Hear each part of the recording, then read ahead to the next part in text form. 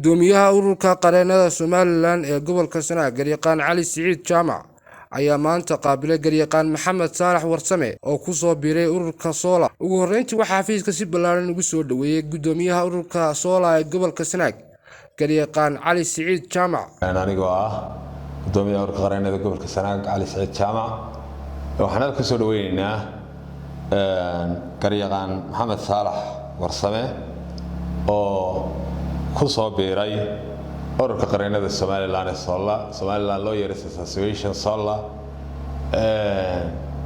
runtii sida uu halka ka muuqata ruqsadiisa uu xafiiska saaka soo gaarsiiyay wuxuu ruqsad qareen aad iyo aad baan ugu soo dhaweynaynaa. waxaanu leenahay tafadal ku soo dhawow marka hore mihnada qareennimada, mar labaadkana gaar ahaan ururka qareennada mar saddexaadka xafiiska ururka qareennada gobolka Sanaag. haddaan wax yar ka taabsiyo marka hore ururka qareennadu waxa weeye qareenno xirfadlayaal ah oo isu tegay oo isku biiriyay xirfadooda, muruqooda, maalkooda iyo maskaxdooda isku biiriyay. waxa uu leeyahay constitution gaar ah ururka qareennadu. qareennada guudna waxa mideeya xeer lambar 30.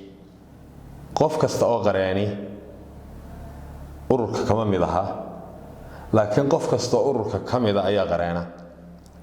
waayo uu jiraa intuu qareen ruqsad soo qaato ayuu iska ahaan karaa qareen iska madax bannaan oo u shaqayn karaa. hadduu doono jaamacada dhiin ka noqon karaa, hadduu doono ka noqon karaa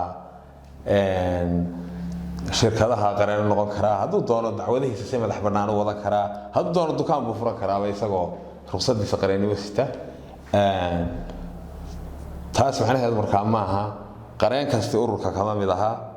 ururka waxa weeye wuxuu leeyahay criteria, shuruudo, contribution oo isku darsado, waana iskaashi xigmadiisu.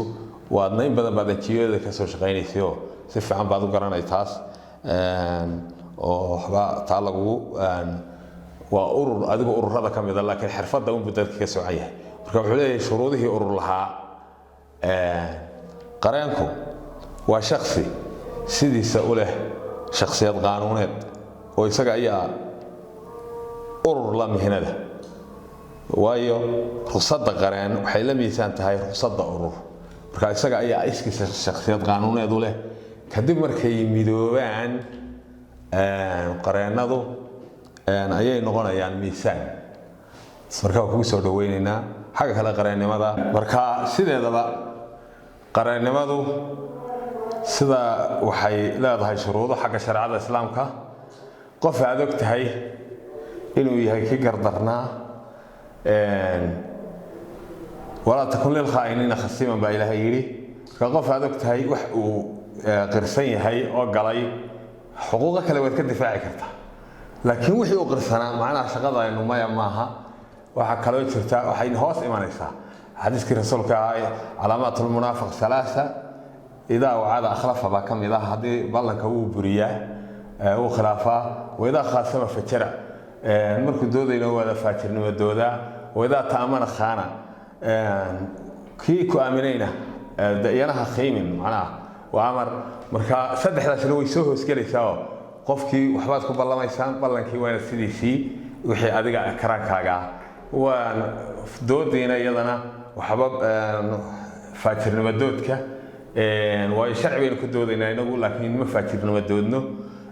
waidaa wacada akhlafa idaa ta'amana khaana, qofku aamina qofkii mar hadduu kii ku aamina yahay isna wax loo baahan yahay iyadana inaad.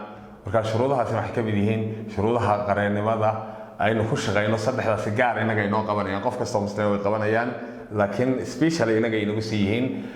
waxaa kaloo jirta walaa yafqiru wakiilu calaa muwakilihi, iyana waa qaacido fiqi ah. wakiilku waayo wakiilnimada qareennimada waa wax shareecada ku cad, shuruuday leedahay. waxay leedahay chapter dhan oo fiqiga ka mid ah, sida salaaduba u leedahay. marka waxaa la rabaa arkaanteeda iyo abcaadeeda in iyadana la ilaaliyo. waxaa ka mid ah walaa yafqiru wakiilu calaa muwakilihi, wakiilkaaga wakiilku inaanu muwakilkiisa ku qirin iyada aanu ku qirin wax macna dembi ah. sharaf weyn ah inaan maanta soo booqdo xafiiskii ururka qareennada gobolka Sanaag Soonla waa sharaf weyn maalin qiimo leh weeye runtii aad baan uga mahad celinayaa gudoomiyaha runtii waqti badan geliyay ururkan jiritaankiisa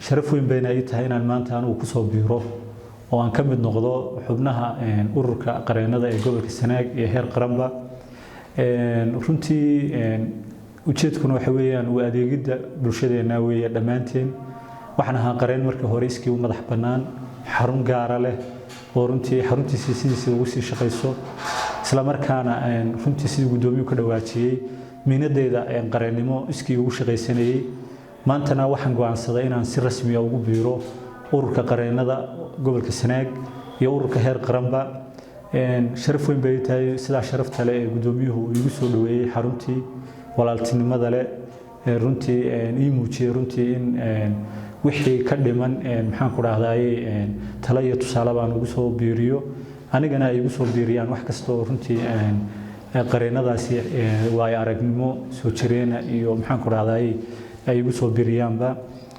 runtii wax kale oo ka furan ma jiraan inaan shahaadadeedii iyo ruqsadeedii ku wareejiyo runtii gudoomiyaha ururka qareennada insha Allah si rasmi ah inaan maanta aan ugu wareejiyo wixii ka dambeeyana waxaan ka mid ahay ururka qareennada inaan si waqtigeyga iyo runtii